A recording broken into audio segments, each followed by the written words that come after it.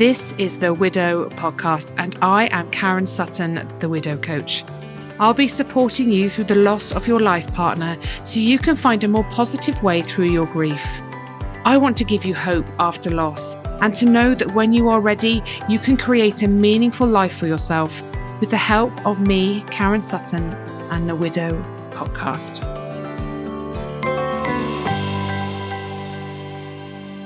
Hello and welcome to another episode of the Widow Podcast. It is so lovely, as always, to have you here with me.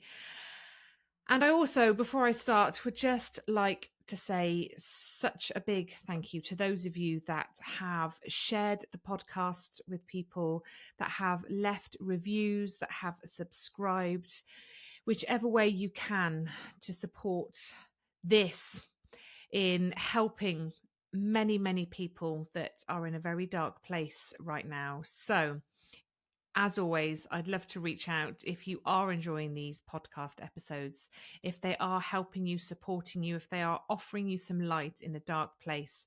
Please do take a moment to just share it with somebody in a group that you might be in. Subscribe if you're listening on YouTube. If you're not, go and check out YouTube and subscribe to it anyway. And leave reviews, like whatever you can do. It really is hugely appreciated. So thank you. In today's episode, I want to talk to you a little bit about how grief shows up physically in our bodies. We have a huge physical response to grief, and it can be frightening sometimes in the way that it shows up. For me, certainly, there were a few times that I was actually scared for my own life. And I did actually end up in A&E a couple of times because the pain was just too much, that I felt there was something actually physically wrong with me. One time I thought I was having a heart attack myself. Actually, I was having a panic attack, and I'd never had one before. And then another time I thought I was having an aneurysm, or something was going on in my brain, because the headache was so intense and so painful. It was awful. Excuse me. So I want to help you to understand that grief, not only is it incredibly mentally and emotionally draining, it also is physically. But please, I have to point out that the things I talk about in this episode today, as much as they can be related to grief, as with anything, if you have a new symptom that's showing up for you, if anything that's concerning you in any way, go and get it checked out. I did spend a lot of time at my doctor's in the very early days of my grief. And as I say, I ended up in A&E a couple of times. I actually even went to A&E at the beginning of this year because, again, I was having chest pains and the palpitations, and it was horrible. And again, they tell me it's anxiety. But if you're ever unsure, if there's ever anything going on that doesn't feel right to you, it's a new symptom, you don't know what it is, it's unexplained to you. Yes, okay, you could put it down to grief. Please go and get it checked out, because A, it will hopefully give you peace of mind, but B, there is a possibility that there could be an underlying problem, and I would hate for you to put something down to grief when actually it does need some medical attention. So the things we talk about here and now, yes, they can be related to grief. And yes, you may find that a lot of your symptoms are grief related, but don't ever leave them. Don't ever not get them checked out. Don't diagnose yourself. It's really important to remember that. So obviously it can take a substantial toll on our physical health, but it is primarily associated with emotional pain. And that's where people focus their attention, because that is a huge part of grief. But there are many parts. And yes, emotionally, it takes a huge toll. Physically, it shows up for us, as I'm going to talk about here. But there's also the mental side of grief. There's the social side of grief. There's the spiritual side of it. It impacts all areas of our life. And that's really hard for us to navigate. So as much as we're going to talk about the physical aspects of it today, there's so much more, isn't there? I know you know that. I know you're experiencing it as well. However, there was a study published in a journal, Psychosomatic Medicine, found that grieving individuals had a higher incidence of infections due to weakened immune function. And we do experience significantly far more colds, coughs, viruses when we are grieving. So many people say to me, I just feel like I'm getting ill all the time. And of course you are. Of course you are. It's proven. There have been studies done on this. It's also impacted. I'll talk about the sort of stress response that we go into when we are grieving, but you've also got examples like lack of sleep. That has an impact on our immune system. We're often not eating very well. We may not be getting out and moving our bodies, spending time in nature. There's all of this that contributes to the fact that physically it takes its toll on us. Grief can lead to inflammation in the body, and this can be a mix of psychological and physiological factors. And I'll go through a few of them now to help you understand what those are and why our body responds in the way it does. So, grief triggers a significant stress response in the body. You'll have heard me talk before about how when we are in grief, especially that really early raw grief, we are constantly in that stress response. And the adrenaline, the stress, the hormones, they are searing through our body, our veins. And this is hard for our body because when we are in a stress response, when we're in that fight flight mode, we tend to flee the scene. We'd run away from the danger. We would get away from it in some way. And this is why exercise actually is incredibly beneficial to us to get our heart rate pumping. And you may have heard me talk about this before if you've listened to the podcast episodes. But if you go back to the days when we were hunter-gatherers, if we were in danger, if we went into that stress response, we would absolutely run away from the tiger that was coming to eat us. When we do that, when we escape the danger, we are giving our body, our brain signals that we are getting away from it. We release feel-good hormones, we reduce the stress hormones. And this is why it's so good for us to do something that gets our heart rate moving when we are grieving, because it signifies to our body that we are escaping the danger. It has that same physiological message response for us. And we calm down. It sort of kicks in the parasympathetic nervous system. There's many things that we can do to support that as well, which I will talk about. But this is why it's really good, because, when we do experience intense emotional distress, our bodies release stress hormones like cortisol and adrenaline. And these hormones, like I say, they are designed to prepare us for that fight or flight.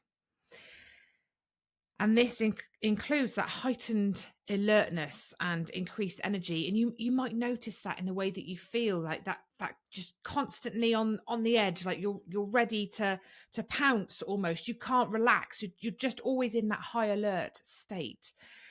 That is your stress response. And that's why it's really important that we find tools to help bring us out of that, because being in that for a long time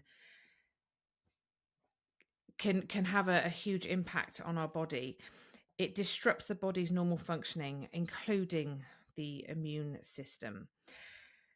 And prolonged stress can suppress the immune system, and when it's weakened, it may not function in a way that allows us to fight off the viruses in a way that we ordinarily would, which makes us more susceptible to infections and illnesses.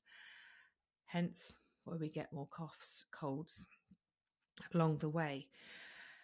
The stress hormone, particularly cortisol, can trigger an inflammatory response in the body as part of the stress reaction. So while this is okay, short term, if this is happening over a long period of time, it can have harmful effects on our health. And again, it's really important that we recognize that we are in this response. These stress hormones are running through our veins, having this impact on it. Unresolved grief and emotional pain can manifest itself physically as well, often leading to symptoms, headaches, muscle tension, digestive issues. There's so much, isn't there, that shows up for us. And this physical tension can actually further contribute to the chronic inflammation that our body is already experiencing. And like I say, we already have changes in our lifestyle on top of this as well. Lack of sleep, poor diet, reduced movement, and these also exacerbate the inflammation. It's not, not everybody will experience these problems, these symptoms. This isn't a given. We all do this very differently, and we all do it in our own individual ways. But I think at some point in our grieving journey, most of us will experience some physical symptoms to our grief.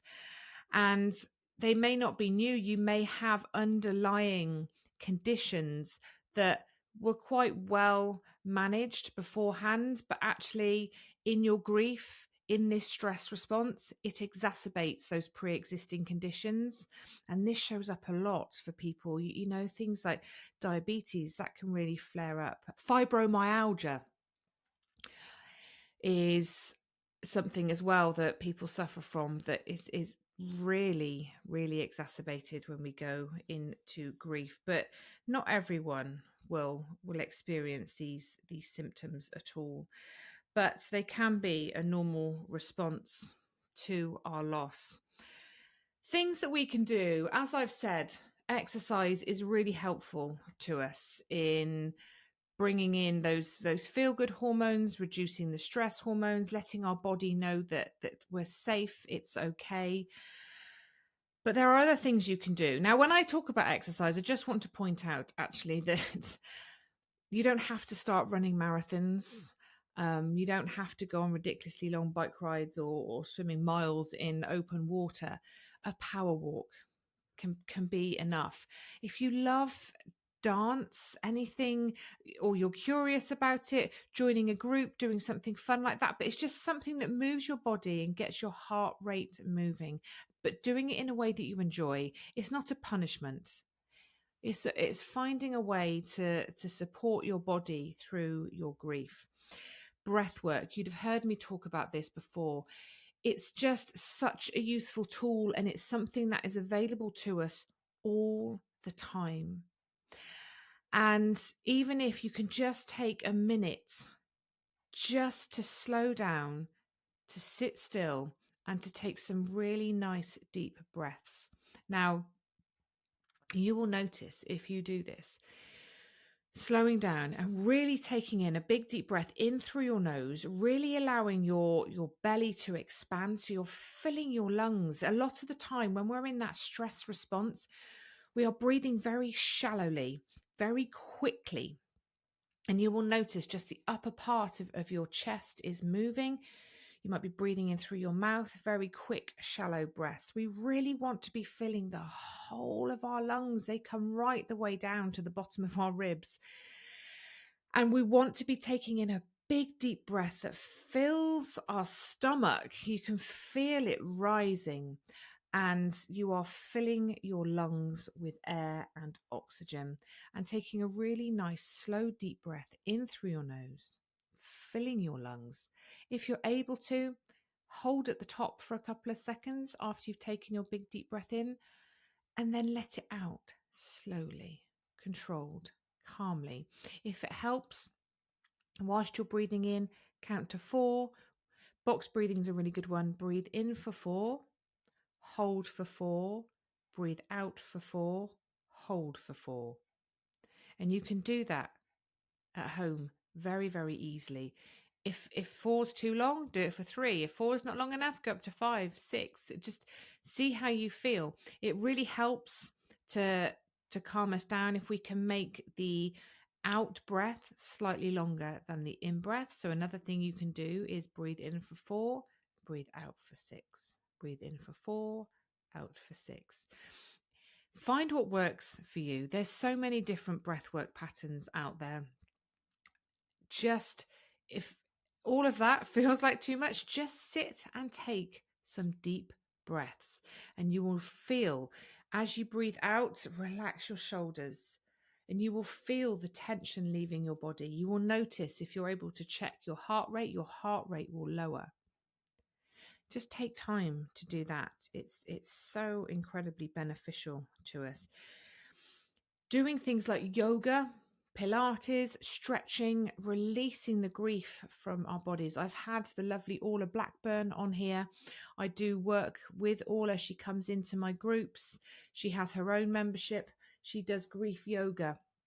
And it is just so amazing to give yourself that time and attention to release what is within, because we hold on to so much, that muscle tension, and to allow us to find ways to let that go really benefits us.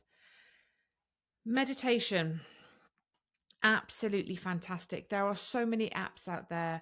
There's the Calm app, there's the Headspace app, there's Insight Timer, which is one of my favorites. And you can literally do something for 5 or 10 minutes, but just to allow yourself to pull back from everything, slow down, and take some time for your mind. Also, reaching out for support, professional help, groups, counselors, anything like that. As I say, I have my membership. It is incredible, the support it offers. It is very low cost. It is very high value. It's £35 a month, $45. It's called Remember. I will pop the link in the show notes for you. We meet 3 or 4 times a month. We talk about all sorts of topics that come up for us in our grief. We support each other. We cheer each other on. We pick each other up when we're down. It's that sense of belonging. It's being part of a community that you know get it, that understand. And it is so beneficial to us, especially if you feel unsupported, like people don't understand you. Take that time to invest in you and do something that is going to have such a hugely positive impact on your journey. If my membership doesn't work for you, find something that does. Find a community of people that will support you along the way. Find a therapist. Anything that you need, reach out. As much as we have to find our way through this, we don't have to do it on our own. We really are stronger when we are together. And I cannot express enough how much it helps to be part of a group of people that are walking a similar path to you. It gives us so much strength to continue to do what we need to do, but also inspires us because you see what other people are doing and how they are walking their path. And we draw from that experience and that wisdom. So if you are experiencing anything, first of all, please do go and get it checked out, like I said at the beginning, but also do something that supports you. Because we're in that stress response, and we have those heightened emotions and feelings working their way through us, is so much, and it's so hard, and the body does physically react to the loss. The grief has a physical response, and it's so important that we take the time to look after ourselves. You know, I've shared so many things throughout these podcast episodes that you can do that will help you to take that time to support yourself mentally, physically, emotionally, socially, spiritually, whatever is calling you, whatever area needs some attention, take the time, slow down, breathe, get outside in nature. A brilliant thing to do, actually, that I learnt from Michelle. I can never pronounce her surname, but she's One Fit Widow. She's an amazing lady. She does more sort of health and fitness now, but she's very inspiring. But to lie on the floor on your back and put your legs up a wall. And if you're able to, just let them sway from side to side or just leave them. And if you're able to take some time to do some breath work or a meditation whilst you're there, just to take a few minutes, because actually by having your legs up like that activates the parasympathetic nervous system, which is what we are wanting to do, which all the things that I've talked about here today also activate the parasympathetic nervous system. Meditating, breathing, slowing down, getting out in nature, being part of a community, feeling safe, feeling supported, all of those things are going to absolutely support you. So get these things checked out if they are concerning you, but understand it does show up physically, and your body is giving you information all the time about what it needs for you to help to support it. If you're tired, rest. If you are feeling stressed and overwhelmed, just step back, take some time for you, reach out and ask for that help. Create these daily practices that are going to support you in your grief. I know it feels like you have to carry on like you did before and do all the things that you've always done, but life is different now. You are going through something huge, and this really is time for you to take that time for you. It will help you in so many ways. So I will leave that with you. I hope you have taken something from today.